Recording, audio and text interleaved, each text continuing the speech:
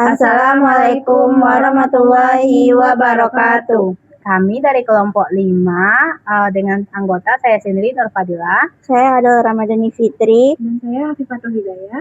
Pada video kali ini kami akan mempresentasikan laporan kegiatan mini riset dengan mata kuliah akuntansi sektor publik dengan dosen pengampu Ibu Dr. Siska Yulia Fitri, SEMSI. Dengan judul Analisis Pengelolaan dan Pelaporan Keuangan pada Entitas Tempat Ibadah, Studi Kasus pada Masjid Istiqlal Kota Salak. Baiklah, pembahasan pertama tentang pendahuluan dan latar belakang. Masjid berfungsi sebagai tempat ibadah sekaligus pusat sosial dan pendidikan. Dananya berasal dari infak, sedekah, donasi, dan bantuan pihak ketiga sehingga pengelolaan harus tertib, transparan, dan akuntabel agar mendukung keberlangsungan kegiatan dan meningkatkan kepercayaan jamaah menurut Mardiasmo tahun 2018. Yang pertama ada akuntabilitas. Pengurus wajib mempertanggungjawabkan setiap penerimaan dan pengeluaran dana. Kedua ada transparansi, keterbukaan informasi agar jemaah mengetahui pengelolaan dana. Ketiga ada ISAK 35, yaitu panduan penyusunan laporan keuangan entitas non-laba untuk laporan yang komprehensif. Selanjutnya ada temuan lapangan praktik pengelolaan keuangan. Wawancara dengan ketua masjid menunjukkan pembagian tugas jelas antara ketua dan bendahara. Sumber dananya berasal dari infak jemaah, donatur tetap, dan bantuan pemerintah daerah. Penerimaan dicatat pada hari yang sama, kotak infak dibuka dan dicatat berkala. Setiap pengeluaran harus mendapatkan persetujuan ketua sebelum pembayaran. Pencatatan, transaksi harus dicatat manual menggunakan buku kas. Rekapitulasi, yaitu akhir tahun. Bendahara merangkum transaksinya menggunakan Microsoft Excel. Selanjutnya, temuan lapangannya. Praktik pelaporan dan transparansi. Informasi penerimaan dan pengeluaran diumumkan kepada jemaah setiap Jumat sebelum sholat Jumat, menunjukkan upaya transparansi. Namun, penyajian laporan masih terbatas pada arus kas masuk dan keluar, tanpa format laporan komprehensif sebagaimana direkomendasikan yaitu ISAK 35. Pengumuman rutin Jumat membantu transparansi operasional meski belum memenuhi cakupan laporan standar. Selanjutnya, kesenjangan terhadap ISAK 35. Pengurus belum mengenal ISAK 35. Dokumen pendukung pengeluaran terkadang tidak lengkap dan format laporan belum sesuai standar. Laporan posisi keuangan, laporan penghasilan komprehensif, perubahan aset noto, dan arus kas catatan. Hal ini menunjukkan peluang perbaikan menuju pelaporan yang lebih sistematis dan andal. Pertama, dokumentasi, yaitu bukti beberapa pengeluaran belum lengkap. Kedua, format laporannya, yaitu laporan masih terbatas pada arus kas, belum ada laporan aset neto atau penghasilan komprehensif. Selanjutnya, kerangka teori dan prinsip pengelolaan. Entitas tempat ibadah adalah organisasi non-laba yang bertujuan pelayanan. Akuntansi berfungsi sebagai mekanisme penanggung-jawaban. Pengelolaan keuangan meliputi perencanaan, penerimaan, penggunaan, pencatatan, pengawasan, dan pertanggungjawaban. Dengan pembagian tugas, pencatatan tertib, bukti transaksi, dan laporan berkala sebagai ciri pengelolaan yang baik. Yang pertama ada akuntabilitas, pertanggungjawaban menggunakan sumber daya kepada pemberi amanah. Kedua, transparansi, keterbukaan informasi mengenai penerimaan dan penggunaan dana. Yang ketiga, ISAK 35, penyusunan laporan keuangan entitas non-laba yang lengkap dan terstruktur.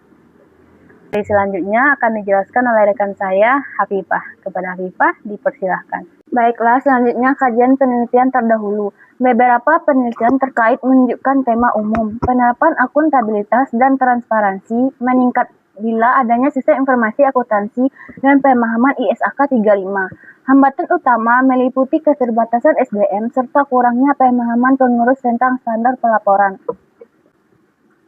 Selanjutnya ringkasan studi, itu yang pertama penerapan komputerisasi membantu mencatat. Yang kedua, penerapan ISAK 35 belum menyeluruh di beberapa masjid. Yang ketiga, hambatan, yaitu SDM dan pemahaman standar. Selanjutnya, pengelolaan Masjid Istiqlal Kota Solo sudah menerapkan pembagian tugas, pencatatan harian manual, rekap Excel, dan pengumuman pada hari Jumat. Mengidentifikasi unsur akuntabilitas dan transparansi. Kesenjangannya belum menyenangkan ISAK, dokumentasi pengeluaran tidak selalu lengkap, dan format laporan belum komprehensif. Itu rekomendasi pertama, itu pelatihan pengurus tentang ISAK dan penyusunan laporan keuangan entitas nirlaba. Yang kedua, perbaikan dokumentasi bukti transaksi dan standarisasi format laporan, diantaranya posisi arus kas, perubahan aset neto, dan catatan.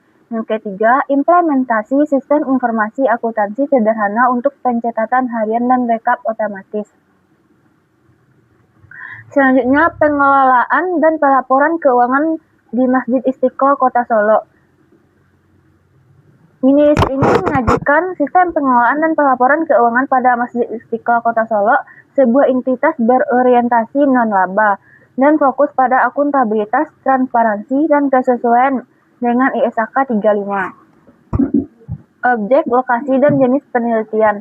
Objek dan lokasinya, yaitu objek penelitian adalah pengelolaan dan pelaporan keuangan Masjid Istiqlal Kota Solo, berlokasi di Jalan Tunas Bangsa nomor 21, Kelurahan Nanbalimo, Kecamatan Tanjung Harapan, Kota Solo, Sumatera Barat.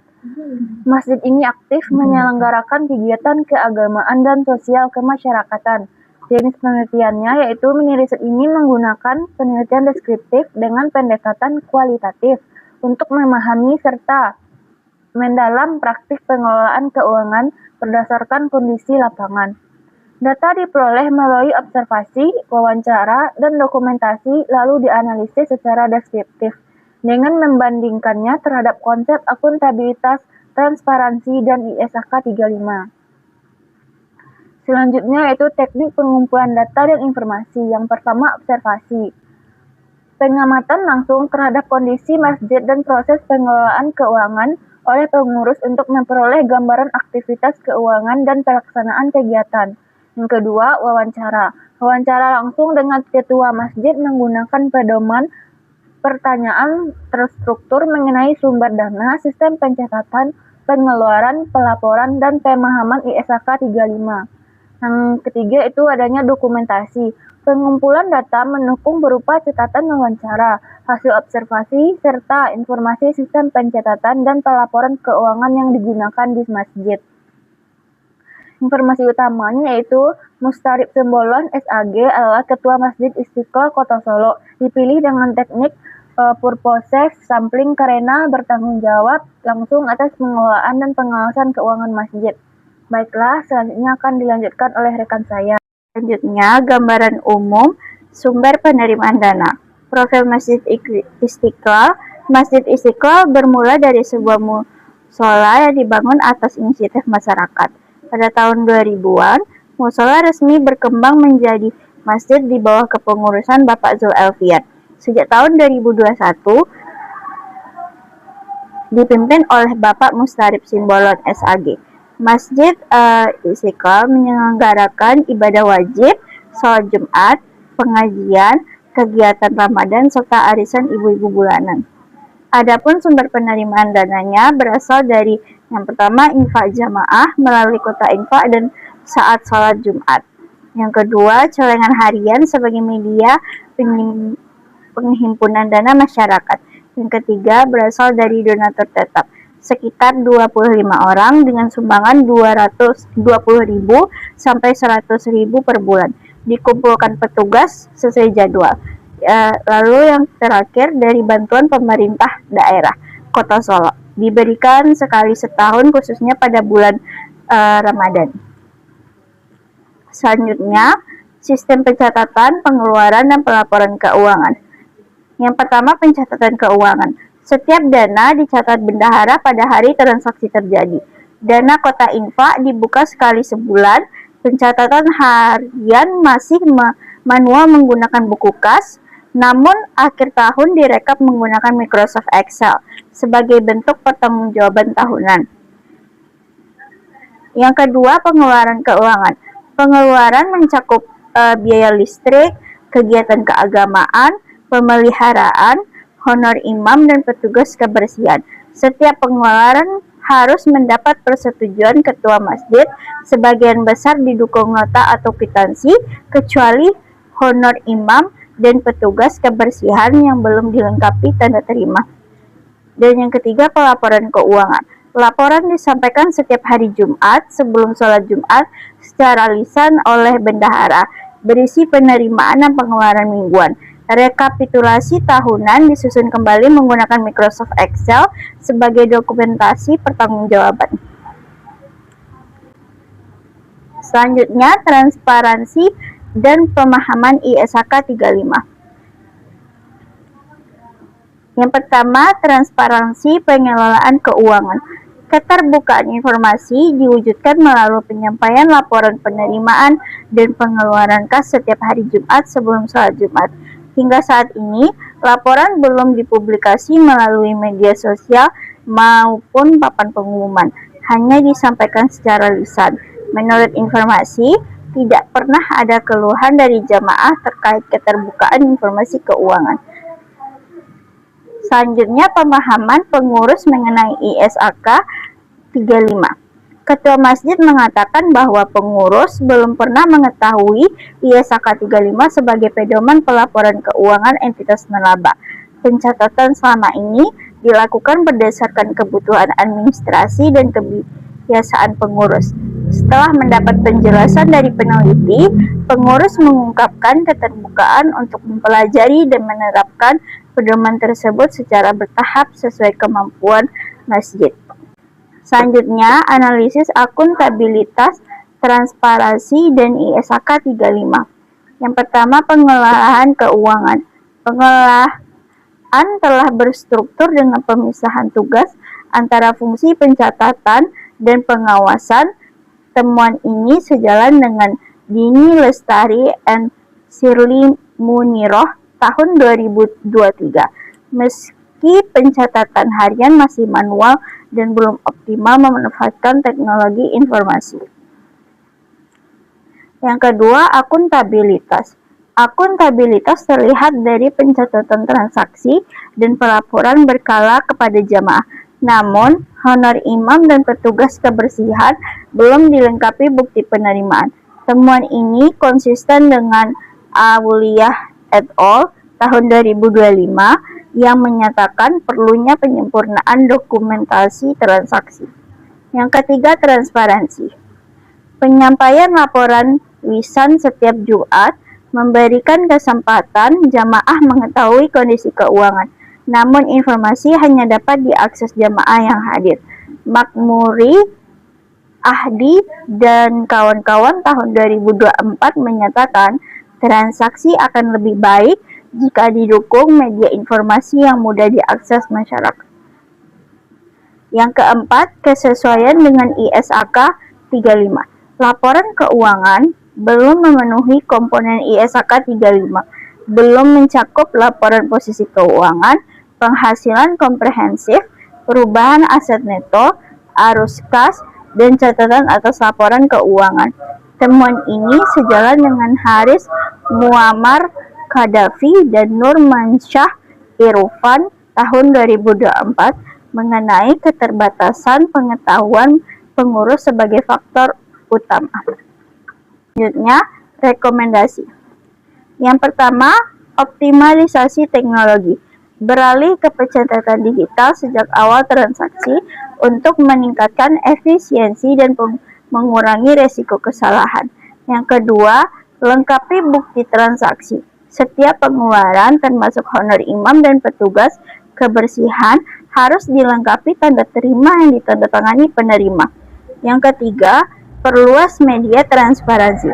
Lengkapi laporan lisan dengan papan pengumuman atau media digital agar seluruh jamaah dapat mengakses informasi keuangan. Yang keempat, terapkan ISAK 35 bertahap. Pelajari dengan terapkan dan pelajari dan terapkan ISAK 35 secara bertahap sesuai kemampuan sumber daya untuk menyusun laporan keuangan yang lebih lengkap dan sistematis. Kesimpulannya, pengelolaan keuangan Masjid Istiqlal Kota Solo telah berjalan cukup baik dengan sumber daya dari infak, donatur, tetap, dan bantuan pemerintah. Namun peningkatan diperlukan pada kelengkapan bukti transaksi, pemanfaatan teknologi, dan penyusunan laporan keuangan sesuai ISAK 35 untuk memperkuat akuntabilitas dan kepercayaan jamaah.